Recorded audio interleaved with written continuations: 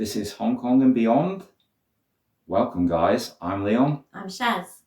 And today we're just going to give you a brief rundown of what we've been streaming recently and give you a few recommendations. So, take it away, Shaz. So, on Prime recently, we watched Caught in Time, starring Daniel Wu with quite a bad mullet. It was quite a good film, wasn't it? Really enjoyed it. It was really well shot. Quite hard hitting as well. Yeah, it was like I think it was a true story as well. Lots of crime happening in it, lots of robberies, and it was basically cat and mouse between the cop and Daniel Wu, the robber, and his band. Like that one a lot. Yeah, it was great. Also on Prime, we watched A Time to Kill, which is a fantastic courtroom drama about some horrific events.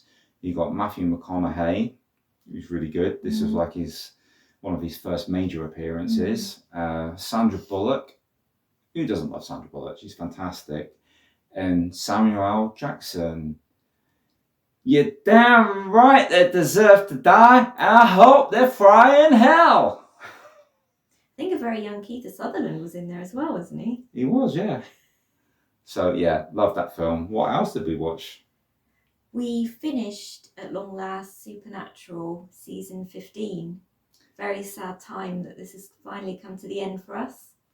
Yes, no more Jensen Ackles for you for a while. Right then, moving on to Netflix. What did we watch on Netflix, Shaz? We watched Scream 4. Yes. That was quite good, wasn't it? It was actually. I know they're all pretty much the same sort of, events. It's a formula, isn't it? Yeah, and I guess it ticked all the boxes of what you expect. But I actually really enjoyed it. Yeah, I think it's aware of what it is. It's almost a parody on the. Yeah, a parody on itself. Yes. Would that be fair to say? Which I like, but it's done well. It's done well enough that it's entertaining. Yeah. Then we watched a post-apocalyptic sort of future film called The Bad Batch. Mm-hmm. Interesting cast in that one. Yeah. It was strange, but well done. Yes, absolutely. We've got Jason Momoa in there, failed Conan.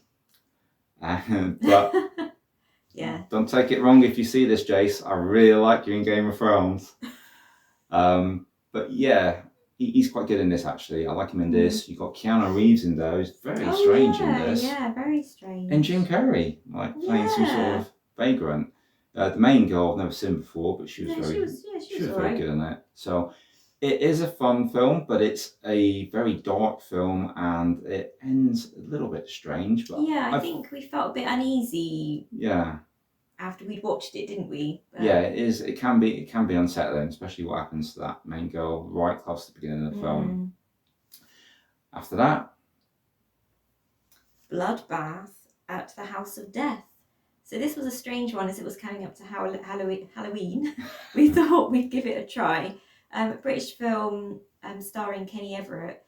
Again, it was a bit strange, but the best possible taste. But glad we've seen it. One ticked off. It was very odd. It had that British actress in it, Pamela Stephenson. Oh yes. Who was on Strictly a few years back, and we remember her from Superman 3. Yeah. Yes, and she does a little bit of an top the scene in there as well, which was a bit of a surprise. We have Vincent Price in there as well. Oh yes. So yeah, it's fun. I'm not sure I'm going to recommend this to a lot of people. If you like your British horror novelties, maybe, but save it for Halloween. Yeah. No classic there. And then we also had, I wanted to watch something at Eastwood. I love Steely-Eyed Clint.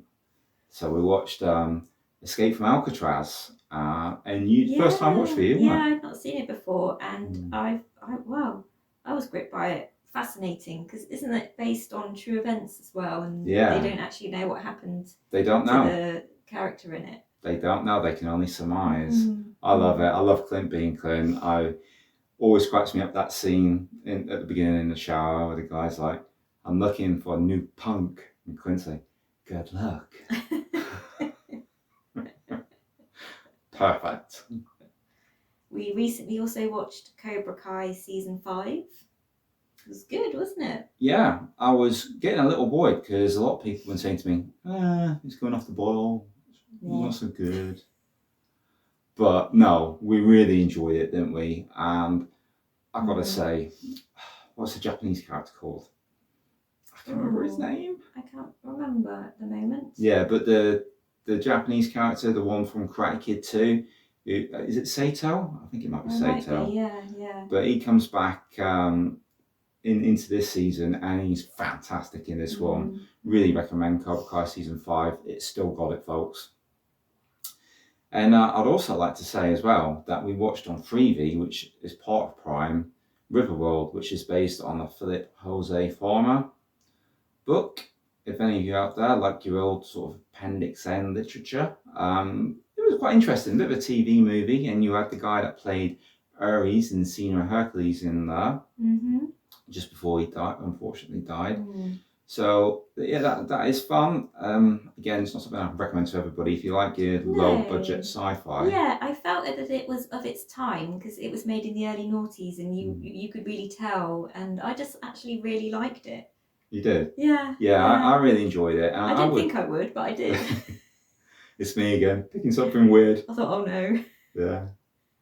And we had a couple of other films, didn't we, on Netflix, because it was like Halloween that you picked out. I was a bit resistant to. Yes, he thought, oh no, Shaz is picking Mr. Harrington's Phone, which was really spooky, really chilling, and a really well told story.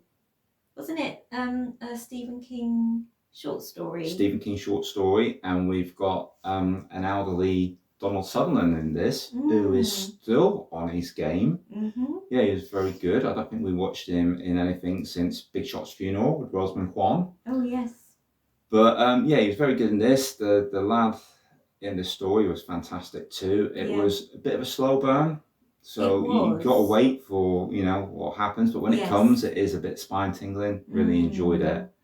And I then picked out The Colour of Money because with Martin Scorsese film, that one starring Paul Newman and a very young Tom Cruise. Yeah. And Mary, what's she called?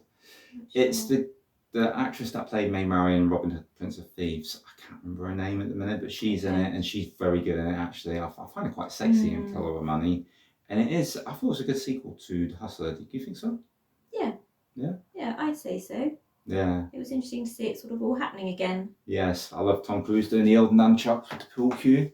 That's fantastic. It reminds me of me when I used to play in the league back in the day. Yeah, and then you had another horror film, didn't you?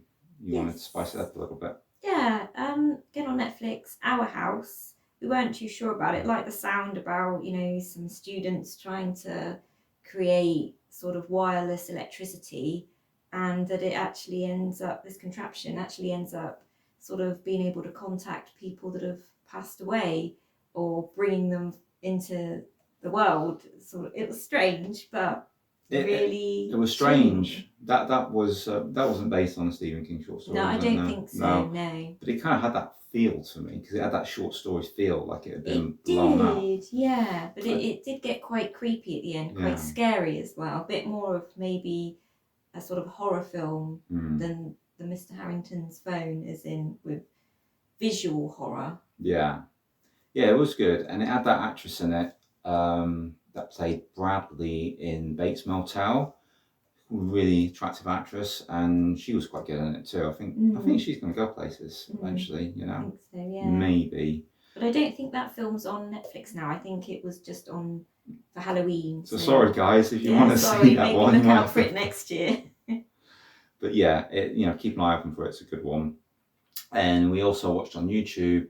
We wanted to chill, just have a few drinks at home, get into party time. So we put on the Karen Mok Concert. Yeah. Oh my God, Karen, she's so good, isn't she, on stage? Really talented, yeah. I mean, she's got the voice of an angel. I mean, I really love her as an actress, but watching her on stage, I think she really comes into her own on there. And she's so sexy on stage as well.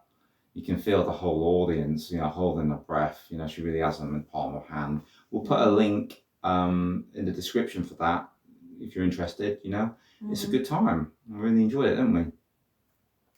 So I think that's about it, isn't it, for all of our streaming recommendations? If you guys got any recommendations, anything you think that we should see, pop them in the comments below. Right, well, that's all for this episode, and we'll catch you on the next one.